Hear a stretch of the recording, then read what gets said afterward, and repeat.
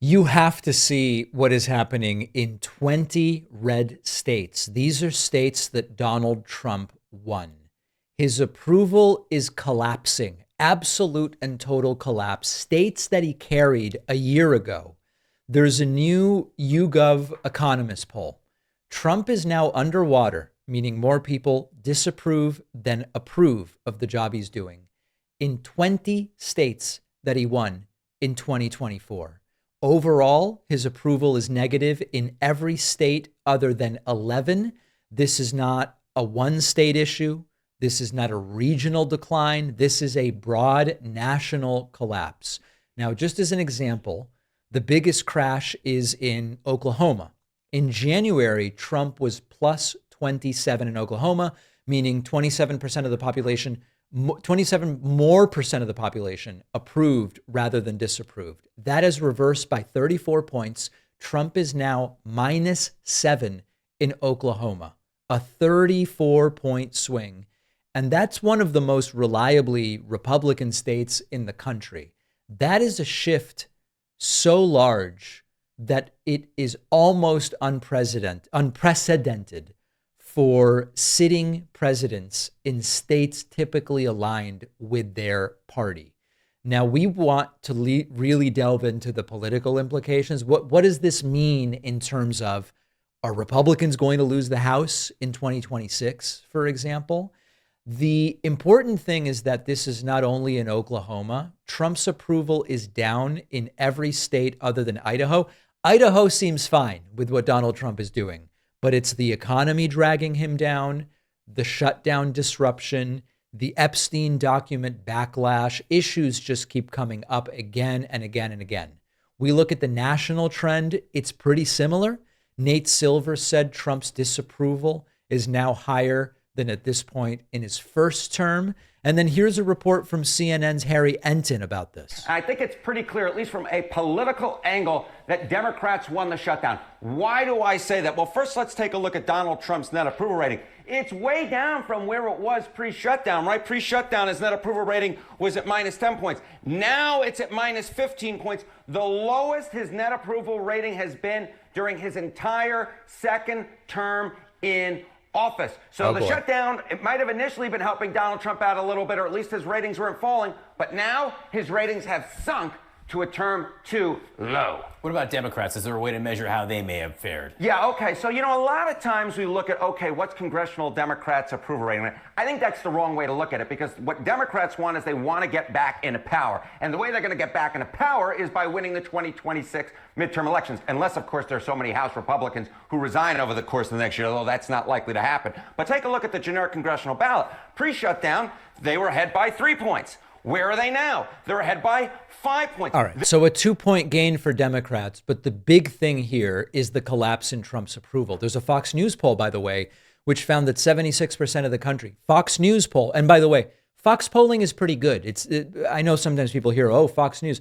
Fox polling is sort of a separate arm from, hearing Laura Ingraham with her insane rants.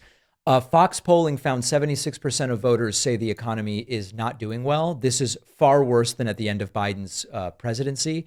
And by the way, that makes sense. The economy is objectively worse today than it was at the end of Joe Biden's presidency. And the polls suggest that it's inflation, tariffs, and uncertainty that are dragging down perceptions of the economy. Now, there is one other picture here that I think is worth noting.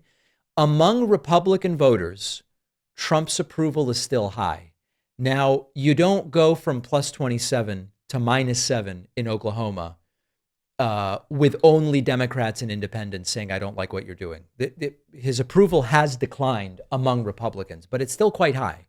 And I saw a comment online about this, which is that it's perfectly fine for some Republicans to go, I don't like what he's doing. I don't think the economy is doing well. But when it comes time to vote, they will still say, well, I'd still rather this over any Democrat. The electoral implications can be limited in that sense. So I think that another story here is it's not that Republicans are abandoning Donald Trump. It's that some of these broader coalitions that you need for stable approval, you need moderates, you need independents, you need certain demographics that move towards Trump in 24, they're drifting away. I saw another poll, although I don't have it handy, and I should. There was another poll about how after garnering record high Latino support for a Republican in 2024, the vast majority of those Latino voters have moved away from Donald Trump, which makes sense, by the way. I don't know why they voted for Trump in the first place. As a Latino American myself, I can tell you there was nothing Trump was offering that was appealing to me.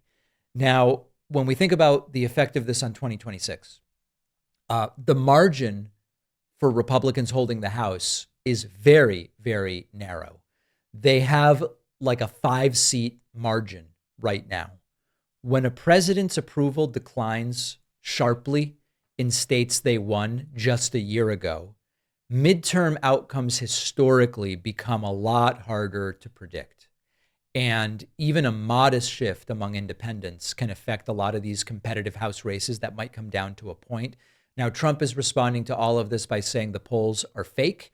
But I believe there is, if we want to be serious here, I think there's an opportunity. I don't know that Democrats and Republicans on average are going to agree, for example, on the issue of abortion or necessarily on what can be done or should be done with taxes. But I believe that there is an opportunity to find common ground with some of these Republicans on anti-corruption. Listen, we can disagree about what the top tax rate should be. We can disagree about abortion. We can disagree about foreign policy. But this is an administration and a party that has come in and openly been corrupt. Trump is regulating crypto while his sons are running multi-billion-dollar crypto grifts. They're doing deals in Saudi Arabia and Malaysia and all, while Trump is glad-handing. We need to unite against the corruption. And I hope and believe that to a degree that may be a message that can cross party lines. With the midterms coming up in just 11 months, we're going to follow closely and see what the effect will be there. Thanks for watching. Check out another one of our videos and make sure to subscribe so YouTube keeps our content in your feed. And if you prefer audio, subscribe to the podcast on Spotify or Apple.